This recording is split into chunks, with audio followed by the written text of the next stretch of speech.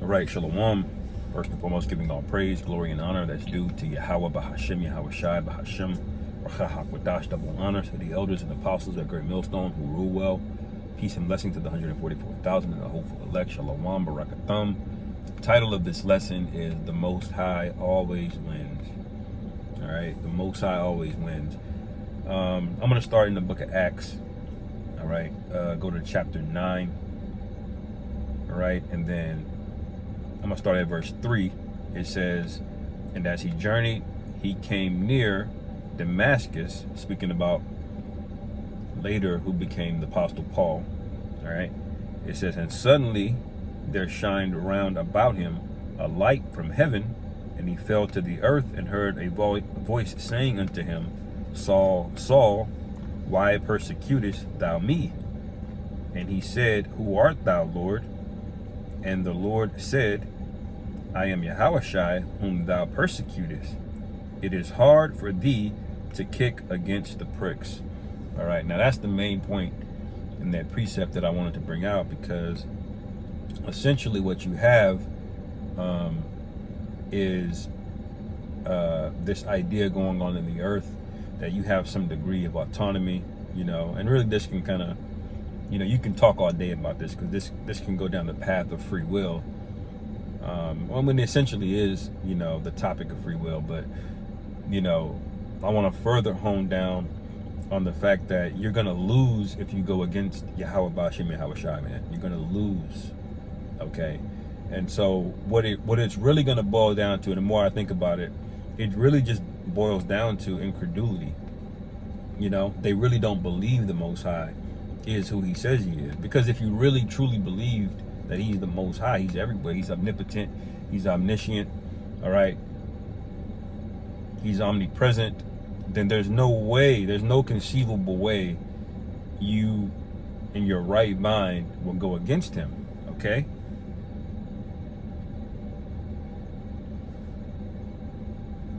Go to Proverbs 8 real quick.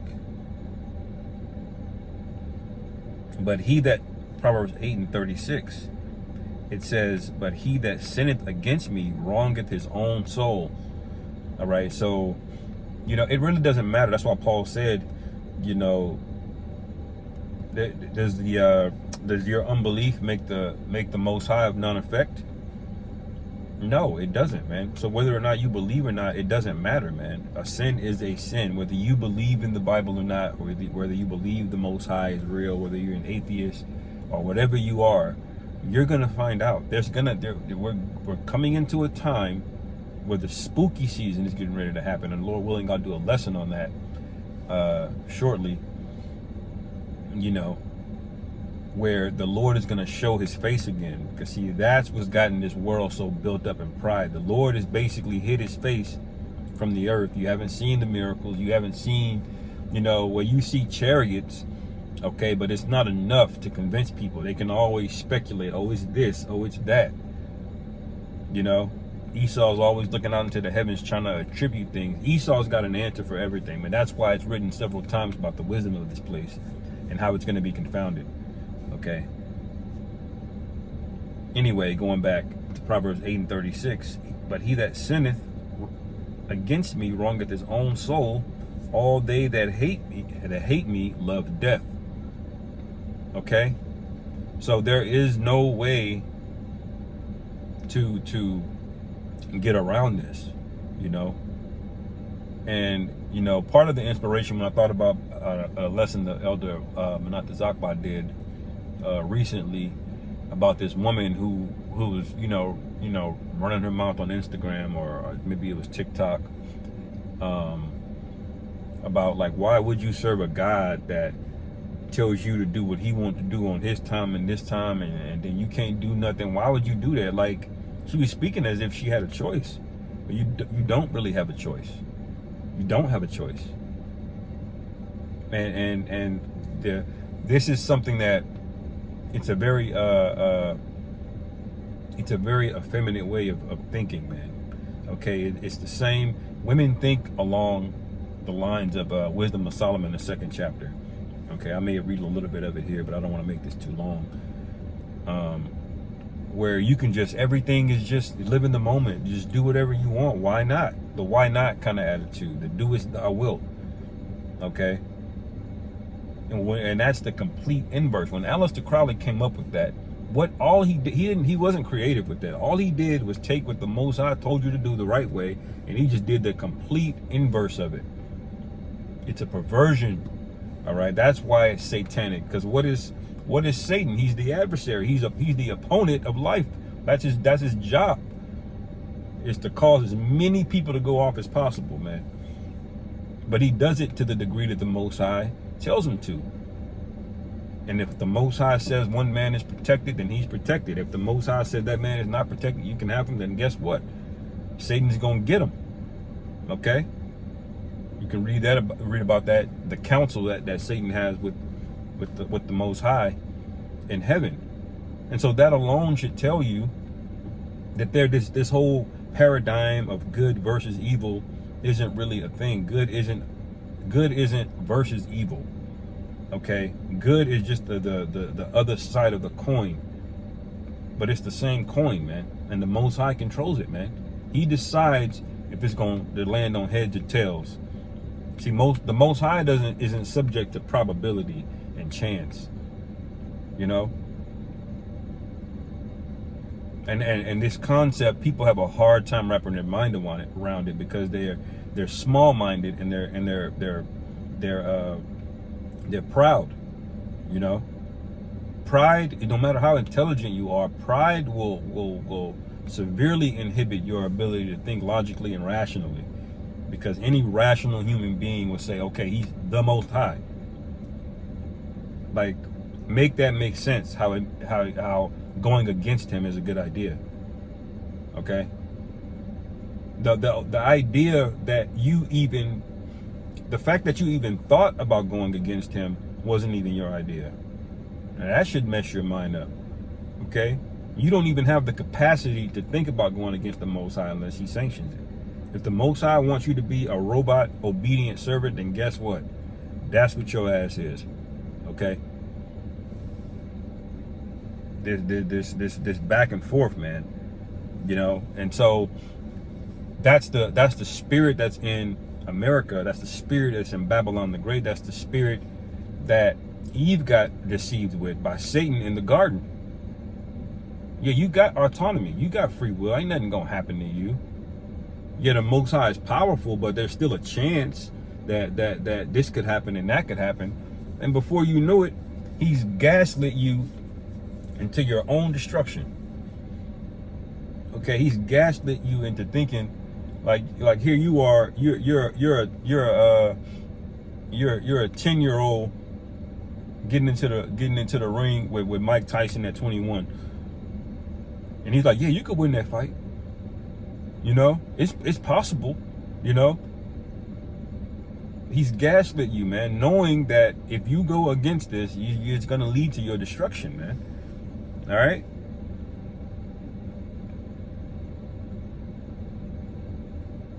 Okay, let me get this real quick before I forget.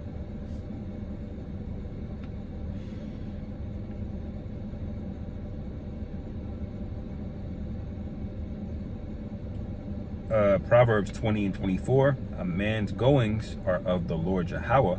How can a man then understand his own way? We literally can't, man. Do you realize right now, like, we don't even understand how our brain works, to why our lungs even breathe? Like, think about it. You're not even consciously in control of your lungs going in and out. You're not even in control of your heart beating. You don't even understand that. And that's in your body. That's in your so-called your flesh. You can't even do that. Esau has not even cracked the mysteries of the flesh. Okay? He can drill all the way down to DNA. All right, gas himself up. Oh, look what I found. I discovered this and this and that. And then he gets further. And the further he examines, the more confused he gets. Because then he goes to DNA and realizes, well, 95% of it, I don't even know what it means. They call it junk DNA. You see? So you don't really have the capacity of the understanding that you think you do, okay? And if you get that spirit on you that you can just understand all things and just be all things, then that's called pride, man, okay? And you know how the Most High feels about pride. What is he getting ready to do to the proud? He's getting ready to destroy them, man, okay? So let me go to that real quick. And maybe I'll just end it here. I really don't want these. I've been working on it. I can get this down quicker. Okay. Wisdom of Solomon, chapter 2, verse 1. For the ungodly said, okay, the ungodly said, reasoning with themselves. Now think about just that first part. You're reasoning with something that doesn't even understand itself. Okay? You're reasoning with something that doesn't understand it. This is why the Lord had to give the law to man. Okay? Mainly the Israelites. We didn't just figure out the law. Okay? Our flesh is going to go through the first thing that entices it, man. Okay? That's what our flesh is going to do. So to try to reason with it is absurd, man. Especially when we know that it often leads to death. All right, that's in Jeremiah 17. The heart is deceitful above all things. Who can know it? It says, for the ungodly said, reasoning with themselves, but not aright. Okay, meaning you're not reasoning with your flesh to do the right thing. You're not reasoning with your flesh to try to walk in the ways of the Lord. All right, it says, our life is short and tedious, and in the death of a man there is no remedy. Neither was there any man known to have returned from the grave. So in other words, they're saying no matter what we're gonna do, no matter what we do, we're gonna die anyway. Therefore,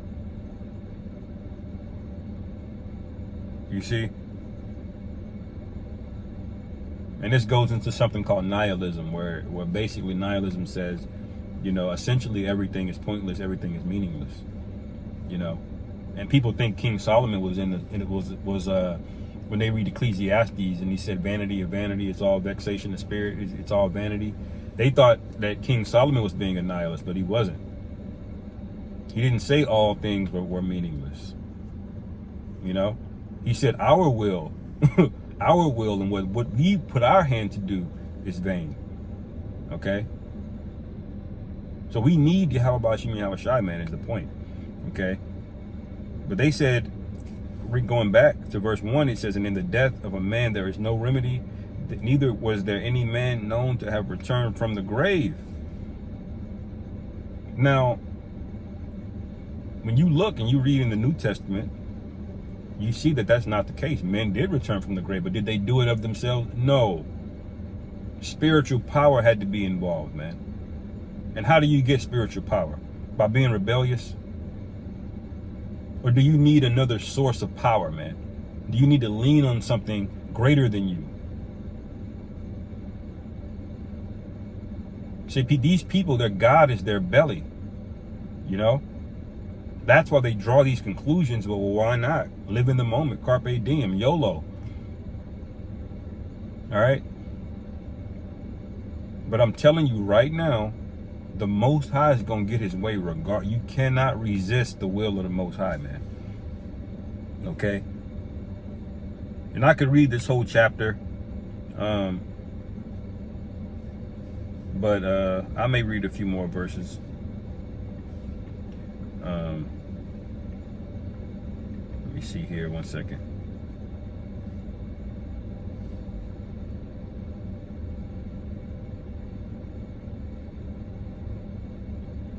Yeah, I'm gonna read this Romans 9 real quick.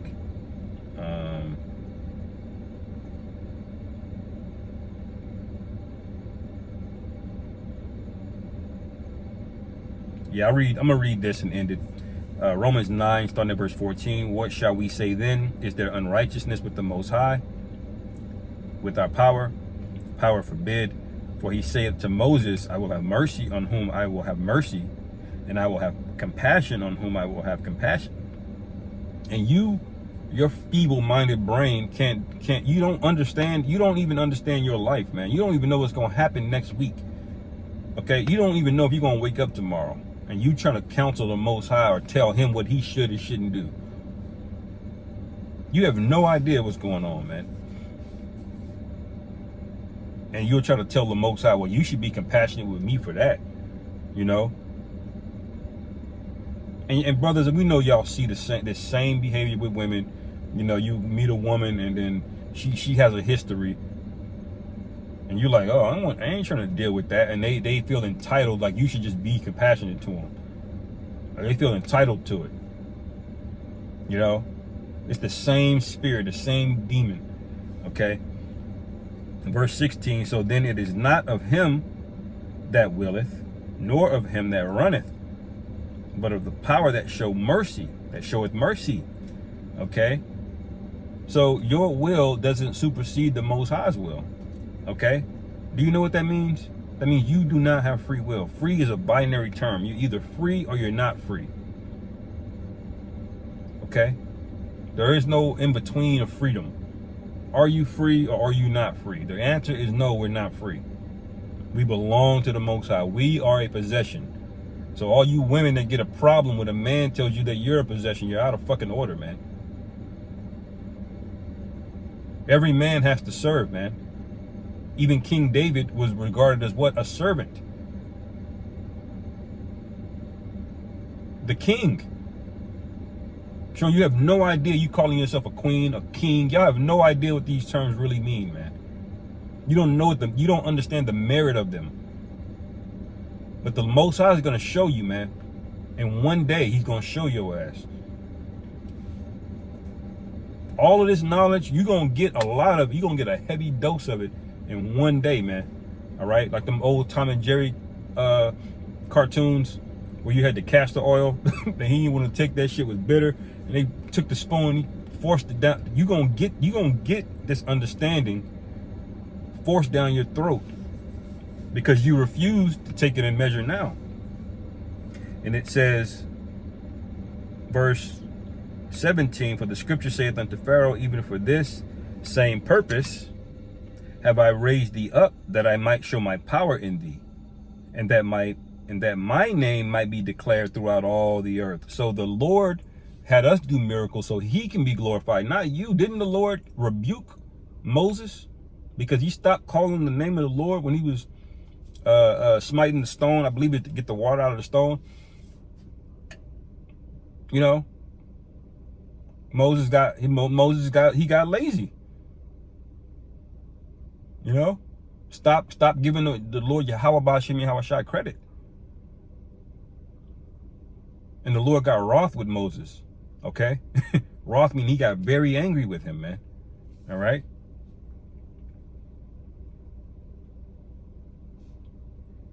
Verse 18, therefore hath he mercy on whom he will have mercy, and upon and whom he will harden, and whom will he hardeneth?